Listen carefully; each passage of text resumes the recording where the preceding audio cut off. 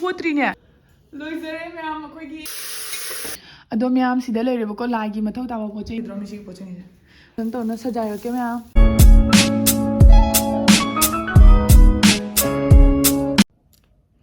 Hello everyone, nabada moigi channel da taram nokchari adong sigi videos ga ina katuduna bada ko heng nerga hang chiche Saraswati puja ne bako adudugi Saraswati puja gi decoration tawdo myam da ucharake hadi preparation video ne bako ngasi oidoise ado mama mamit ka se loina phuang na kai gino habda ingmanina aduga sigi video se loraga sigi mathangi da agi room tar video lakani ado is yenganu yadre khara yam motle dumupu ai ꯑꯩꯒꯤ room ꯇꯣꯔ video ꯁꯣꯏꯗꯅꯃꯛꯀꯤ ꯂꯥꯛꯆꯔꯅꯤ ꯃꯌꯥꯝ ꯉꯥꯏꯕꯗꯣ ꯉꯥꯏꯕꯤꯔꯅꯨ ꯂꯥꯛꯑꯅꯤ ꯑꯗꯣ ꯍꯧꯖꯤꯛ ꯂꯥꯛꯑꯣ ꯍꯧꯖꯤꯛ ꯃꯈꯥꯗ ꯆꯠꯂꯁꯤ ꯑꯗꯨꯒ ꯀꯃꯥꯏ ꯇꯧꯕꯗꯣ ꯃꯌꯥꯝꯗꯣ ꯎꯠꯆꯔꯛꯀꯦ ꯂꯥꯏꯒꯤ ꯄꯣꯠ ꯆꯩ ꯈꯔꯁꯤꯡꯗꯨꯁꯨ ꯂꯣꯏꯅꯃꯛ ꯎꯠꯂꯛꯀꯦꯕꯀꯣ ꯑꯩꯈꯣꯏꯗ ꯂꯩꯕꯁꯤꯡꯗꯣ ꯑꯗꯣ ꯃꯌꯥꯝ ꯌꯦꯡꯅꯔꯁꯤ ꯂꯥꯛꯑꯣ ꯑꯗꯨꯒ ꯄꯨꯖꯥ ꯅꯨꯃꯤꯠꯇꯗꯤ ꯌꯥꯝ ꯅꯨꯡꯉꯥꯏꯕꯅꯤ ꯄꯨꯖꯥ ꯅꯨꯃꯤꯠꯇꯤ ꯌꯦꯡꯕꯗ ꯃꯤꯁ ꯇꯧꯕꯤꯅꯨ ꯍꯥꯏꯗꯤ ꯑꯩꯈꯣꯏꯒꯤ ꯃꯤ ꯃꯌꯥꯝ ꯑꯃꯁꯨ ꯂꯥꯛꯀꯅꯤ ꯑꯗꯨꯒ ꯀꯃꯥꯏ ꯇꯧꯕꯗꯣ ꯃꯌꯥꯝ ꯎꯠꯆꯔꯛꯀꯦ ꯍꯧꯖꯤꯛ ꯆꯠꯁꯤ ꯂꯥꯛꯑꯣ ꯃꯌꯥꯝ ꯑꯩꯈꯣꯏꯒꯤ ꯁꯔꯁꯋꯇꯤ ꯄꯨꯖꯥ ꯇꯧꯅꯤ ꯍꯥꯏꯕꯗꯣ ꯀꯩꯅꯣꯅꯦ ꯁꯔꯁꯋꯇꯤ ꯄꯨꯖꯥ ꯇꯧꯅꯤ ꯍꯥꯏꯕꯗꯣ ꯑꯗꯨꯗꯨꯒꯤ ꯃꯐꯝ ꯑꯩꯈꯣꯏ ꯍꯧꯖꯤꯛ ꯀꯟꯅ ꯁꯦꯝꯃꯝꯃꯤꯅꯦꯕꯀꯣ ꯁꯦ ꯁꯨꯃꯥꯏꯅ ꯁꯦꯝꯃꯦ ꯍꯧꯖꯤꯛꯀꯤ ꯗꯦꯀꯣꯔꯦꯁꯟ ꯀꯩꯀꯥ ꯋꯥꯠꯂꯤ ꯑꯗꯣ ꯍꯣꯏ ꯑꯩꯈꯣꯏ ꯁꯤ ꯐꯣꯠꯀꯅꯤ ꯍꯥꯏꯕꯗꯣ ꯐꯣꯠꯇ꯭ꯔꯤꯅꯦ ꯑꯩꯈꯣꯏ ꯑꯌꯨꯛꯇꯒꯤ ꯀꯟꯅ ꯁꯤꯁꯦ ꯁꯦꯝꯃꯤꯅꯦꯕꯀꯣ ꯑꯗꯣ ꯁꯤꯒꯤ ꯃꯊꯛꯇ ꯈꯔ ꯖꯤꯂꯤꯃꯤꯂꯤ ꯀꯔꯤ ꯀꯔꯥ ꯍꯥꯞꯀꯗꯕ ꯋꯥꯠꯂꯤ ꯁꯤ ꯌꯦꯡꯉꯨ ꯃꯌꯥꯝ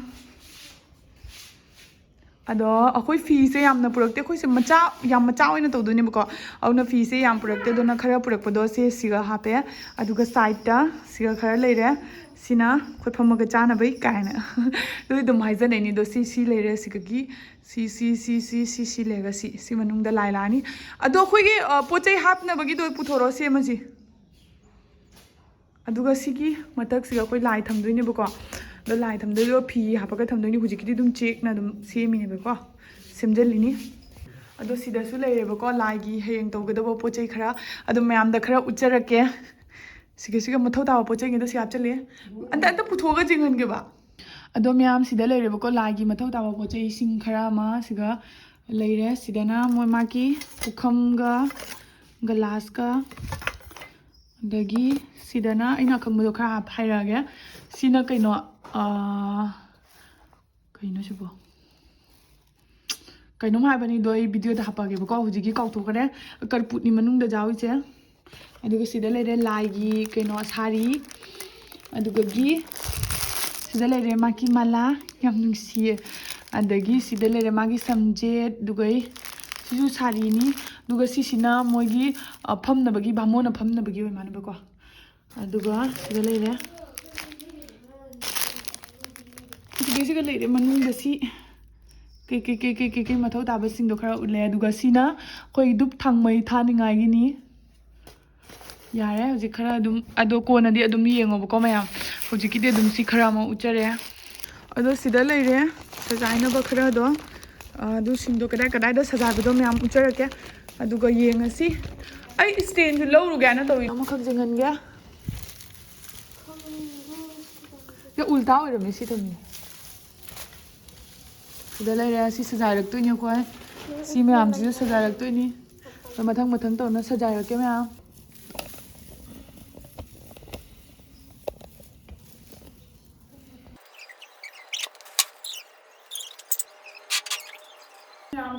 ꯈꯥꯏꯗꯣꯛꯑꯒ ꯇꯧꯔꯦ ꯈꯔ ꯑꯃ ꯇꯧꯔꯒ ꯂꯣꯏꯔꯅꯤ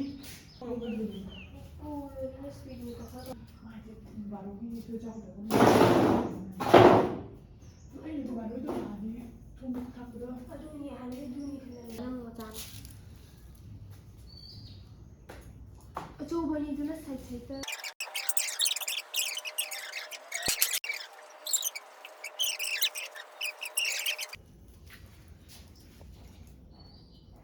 खितंग कनो तौना किल्लु टाइट ओइना किल्लु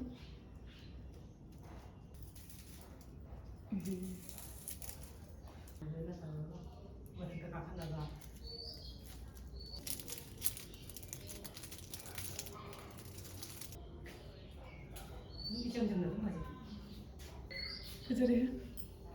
टोनी लाइट नाको मा टोनी लाइट फिपम को जगह लेइत्रेने ममांग से झिमकी म्याम सिना से म सुजाम झिमकी सिगा सिगा थेचे नुदांग दा फजदोइनेबा लोइजरे मैम अखोइगी सरस्वती की कई है सेटअप लोइजरे सरस्वती की सेटअप अदो मैम अखोइ लाइगी हेरु खरसु सिगा लेरगा थमे लफोइ नुफोइ हिंजांग नाबीसु लेरेबको अदुना सिदना मोइ कैनो दुनी हरिका कोक मनागा कैका दुसु लेरे दे हेरु लालु कैका अदो आई होजी पानप तैथोगिगे सिदा लेरे पानप असि पानप मैम से तैथोगे तैथोगा माय माय फसा फसना थमदोइनेबको होजे दो मैम आई सिगागी कांगन जे लौथरगा सि मैम खलागे फरे सिगारसु थांगत खरो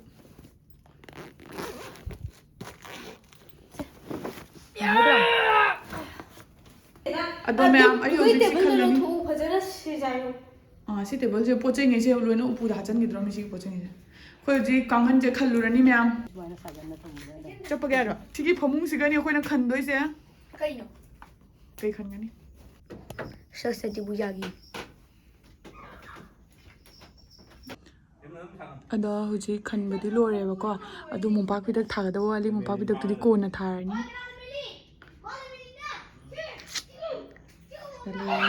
हिंजांग नापीसु खोइ हयेंग तथोगनबई खोनबयना खरदी लेरे खरदी लेरकदब वालीबको उदिमकीदी खरदी अदुम लेरेबको अदो अदुनी म्याम अय हुजी चकचारुगे चकचारगा अमकम लाके ngасai nga thungda sigi hinjang se myam howdori ma lukthu karmani ni yaurumdre nga thungba inembo pura chakre ado ma'am अकोय लाइट की सु रेडी तौरे लाइट अमखक थाले अदो सि हुजी वाइ तेगदब वाली वाइ तैरनी सि मखा से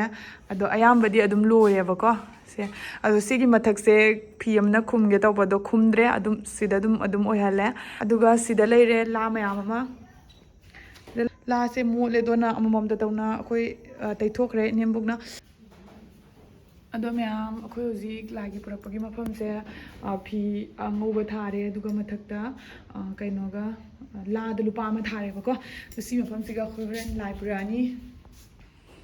अदो मैम एगी रूम मचाइबा खरा से लोइशनगिगे अदु लोरगा रूम टौर तौरकनी अदुना नेक्स्ट वीडियो दको जेंगसी हुजी ए लोइशनगिगे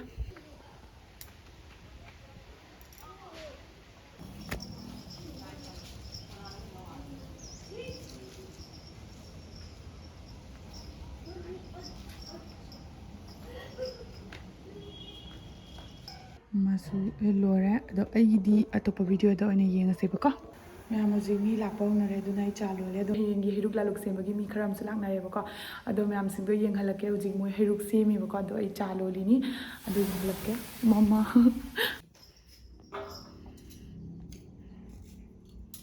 मैम अको हजी इंदांगी चाक थोंगले नसी इंदांगा ओना थोंगनी चाक थोंबो लोरे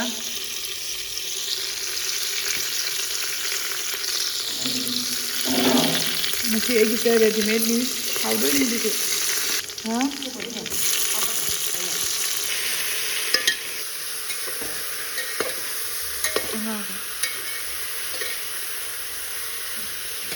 Lagi ready-made kita pun design dah. Gupsal lah ni. Aduh ma'am कोई हेंगी पोची पुनामा रेडी तौना थम्मे सिगा असि हेंग मौथोंग तौनबनी खेचीगी अदुनी अदुगा हेंगी वीडियो दु मैम उनरसी होजिकिदी बाय बाय गुड नाइट